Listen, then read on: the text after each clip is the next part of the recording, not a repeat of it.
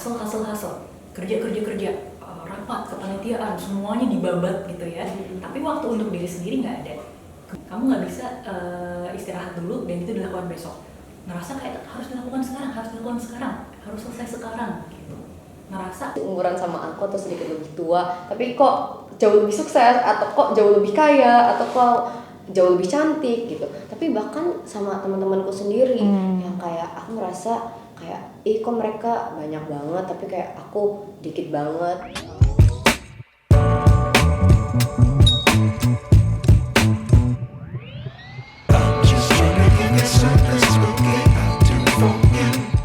Hai guys, hai teman-teman baruku. Welcome to Santai sama Student Support. Jadi di podcast barunya Student Support ini kita bakalan cerita-cerita kayak curhat-curhatan. Tapi karena ini komunikasi satu arah ya, jadi aku yang bakalan curhat di sini. Dan kalian kalau mau curhat bisa ke Instagramnya Student Support di @studentsupport.umn. Tapi ya di sini aku aja yang cerita ya. Sebelum kita saling memberitahu each other tentang rahasia-rahasia paling dark kita, mungkin aku perkenalin diri aku dulu kali ya. Hai teman-teman, aku Imel Sausan dari Prodi Strategic Communication angkatan 2022 dan aku di sini sebagai salah satu member dari crewmate Student Support. Jadi aku nih yang bakal nemenin kalian di podcast hari ini. Topik pertama yang bakal aku curhatin ke kalian adalah suatu topik atau suatu frase yang aku udah denger again and again, apalagi di sosial media, baik itu kayak di TikTok atau di Instagram, dan itu adalah kata-kata hustle culture. Kalau kalian sendiri tahu nggak hustle culture itu apa?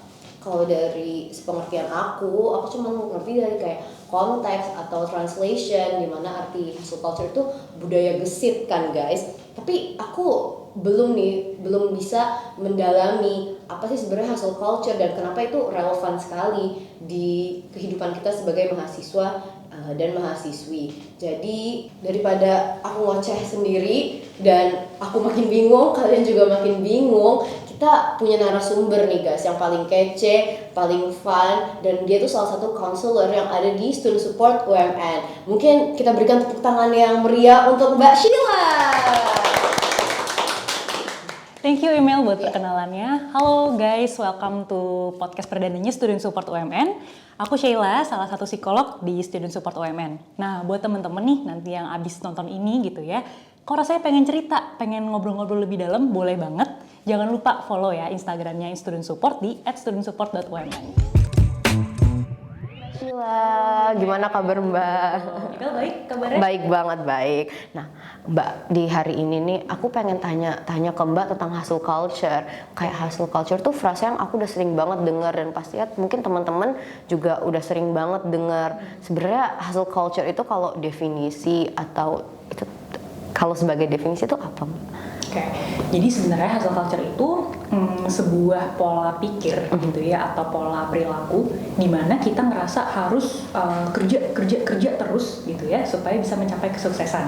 Nah, tapi kerjanya itu secara terus-menerus gitu ya, sampai kebutuhan atau keinginan diri sendiri itu nggak dipenuhi, dinomorduakan gitu. Jadi kerja itu segalanya gitu. Hustle gitu kan, kayak harus kerja terus kayak gitu Mel. Kalau yang aku pernah experience sendiri itu Mbak, kayak aku ngerasa banget perbedaan produktivitas atau kayak standar produktivitas antara pas aku masih di sekolah dan pas aku udah masuk perkuliahan. Jadi pas aku masih di sekolah, aku ngerasa kayak standar kita untuk menjadi produktif atau kayak orang-orang nge-expect kita itu untuk sekedar masuk sekolah aja kan Mbak, dan kayak kalau les atau ekstrakurikuler itu kan kayak poin plus gak sih Mbak, kayak plus dia sangat produktif atau dia sangat bertalenta atau dia sangat semangat.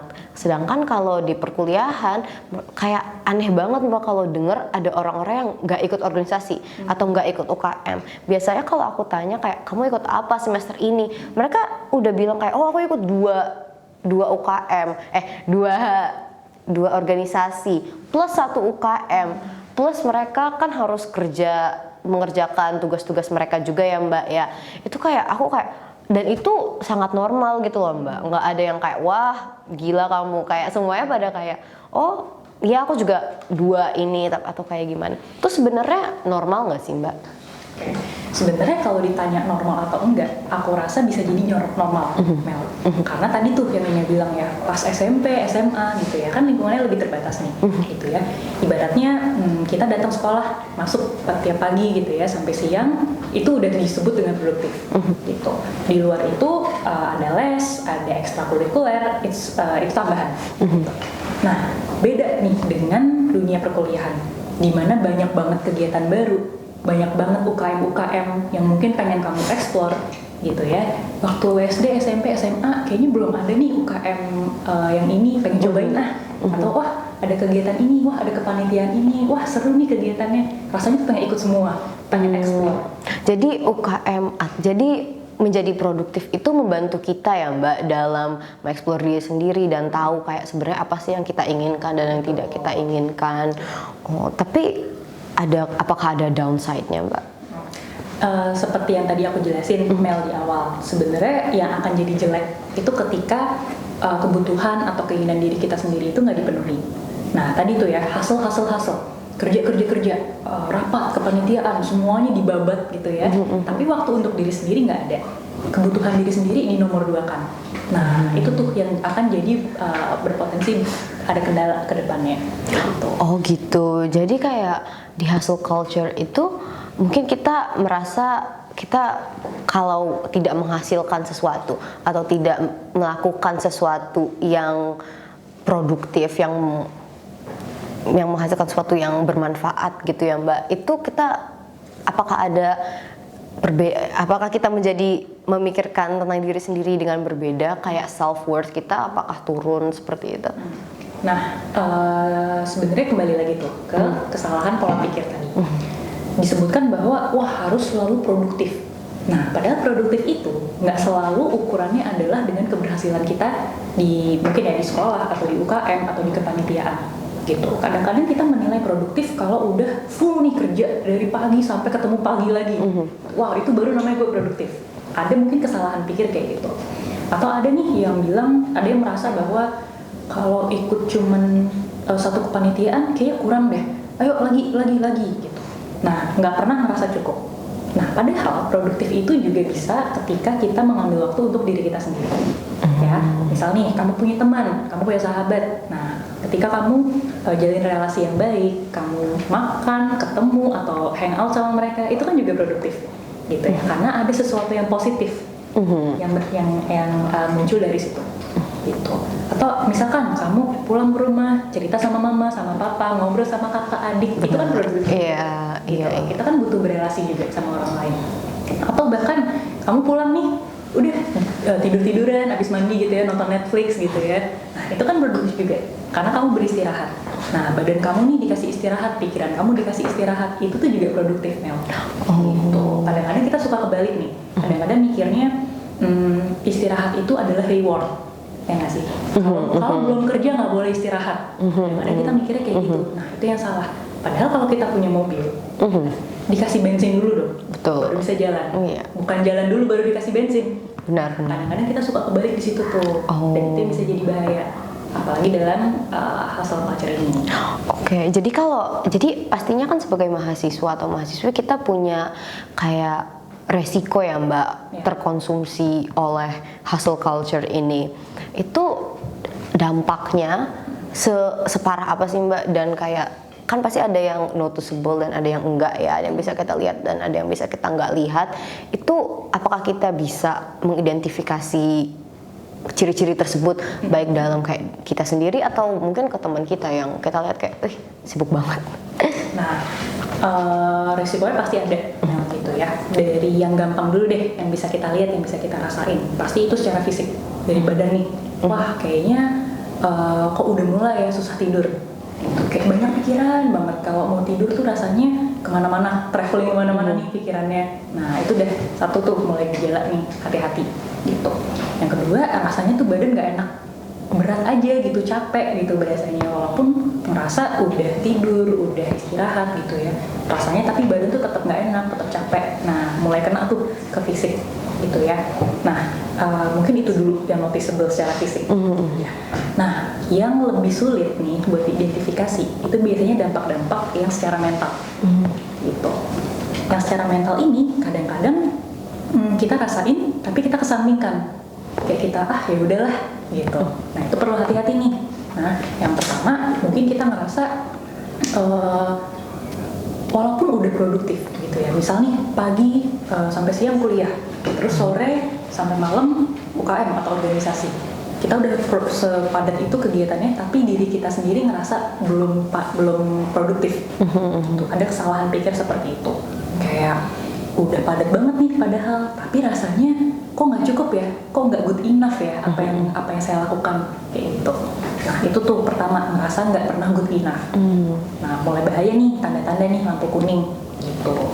Selain nggak pernah ngerasa good enough tadi, ada nih rasa-rasanya tuh kayak banyak banget pikiran, banyak banget nih yang harus dilakukan gitu ya. Ibaratnya to-do list kita nih banyak banget gitu ya, kayak nggak selesai-selesai. Nah tapi rasanya kamu nggak bisa istirahat dulu dan itu dilakukan besok. Ngerasa kayak harus dilakukan sekarang, harus selesai sekarang gitu.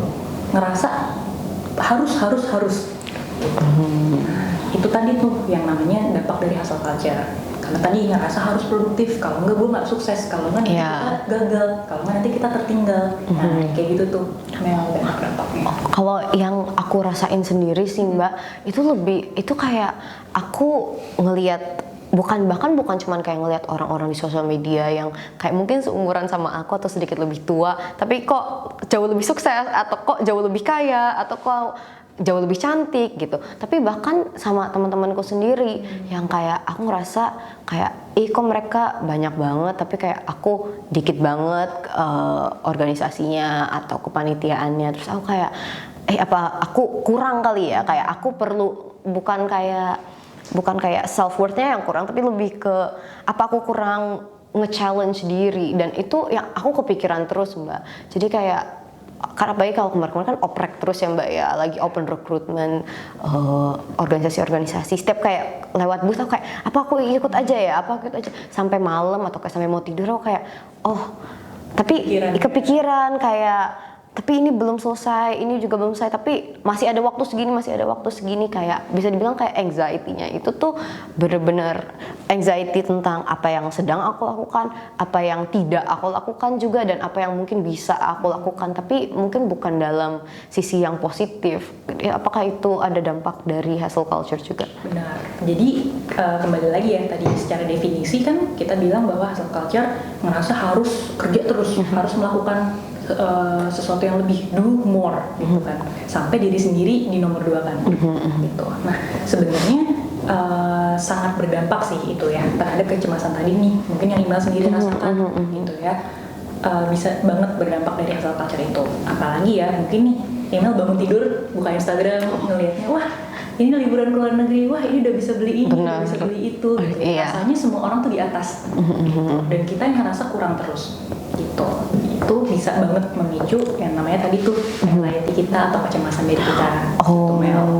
Jadi kayak aku pengen banget nih Mbak berlanjut ngomongin tentang anxiety, dan apalagi anxiety sebagai hasil dari hustle culture, karena menurut aku hustle culture benar-benar mengelilingi kita, dan walaupun tuh punya dampak baik ya Mbak ya, kayak kita bisa lebih tahu tentang diri, dan kita juga mungkin belajar ya gimana cara time management dan hal-hal seperti itu.